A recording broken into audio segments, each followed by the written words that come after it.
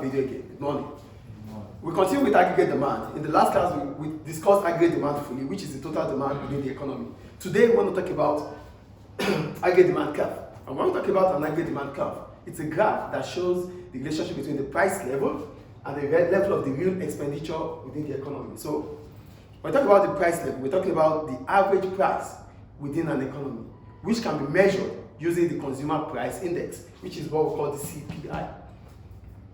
So we have to put in mind, there's a note. The real output must equal to the real expenditure and the real income. The real output must be equal to real expenditure and real income. What are they trying to tell us here?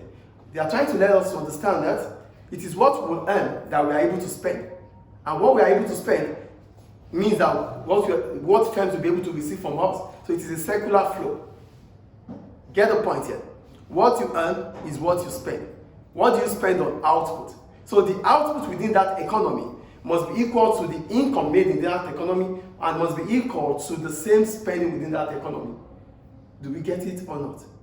The real output must be equal to the real income and the real expenditure.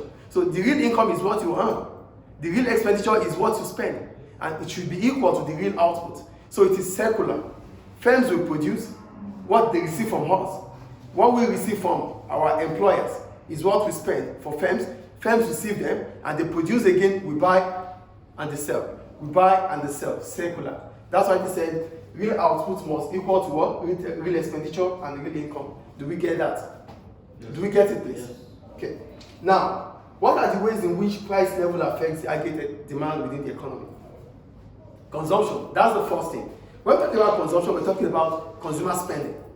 Consumer spending on goods.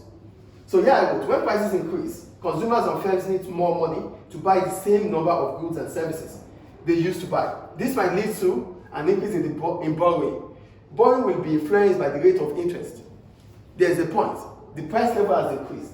If the price level has increased, that means it has moved from P1 to P2. What happens to aggregate demand curve? It falls. So, if price is assumed to be increasing, the interest rate would have increased within the economy. So that means we cannot buy what we used to buy before now. So if with $10 that we make, we buy 100 quantities of products, the $10 is not going to be enough to buy 100 quantities of products. Maybe we need $120 to buy the same quantity that we used to buy. How do we get it? We need to borrow. So where do we borrow from? The bank. And the bank is having high interest rates. So for the banks having high interest rates, what does that mean? What does that mean? It means we won't be able to borrow. So our consumption would fall. So with the $100 or with the $10 we used to buy, we will buy less quantity of goods. Do we get it? So a rise in price, a rise in the interest rate reduces consumption.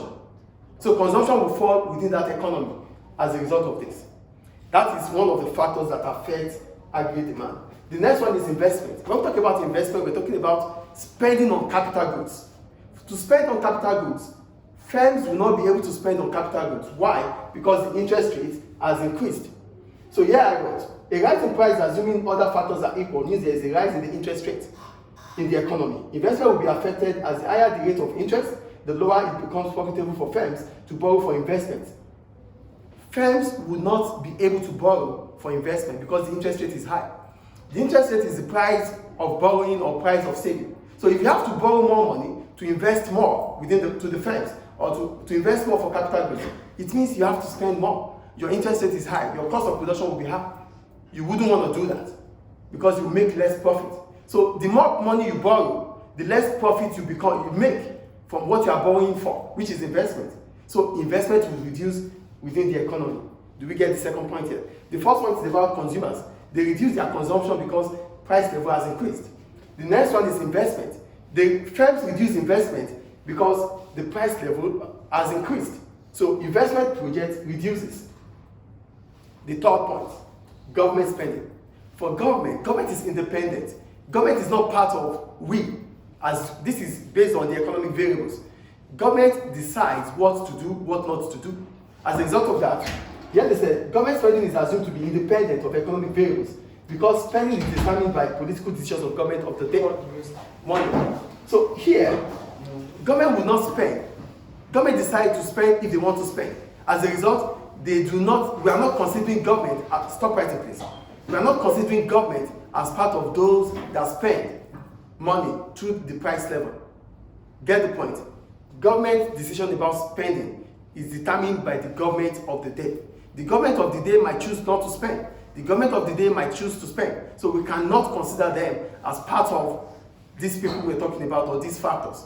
But we have to put in mind that government choose to spend or not to spend, they will always make the welfare of the situation of the people. They always take care of the welfare of the people, which is called the transfer payment.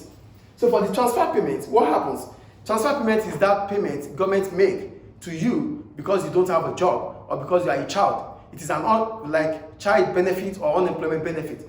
These things that you get from government, you did not work for it. You did not produce any goods for it. So we will not consider it as government spending. Do we get it? Government will spend if it chooses to spend. Government will not spend if it doesn't want to spend. But if government spends on transfer payment, we will not consider it as government spending. That is the point. Is it clear? Is it clear, please? Yes.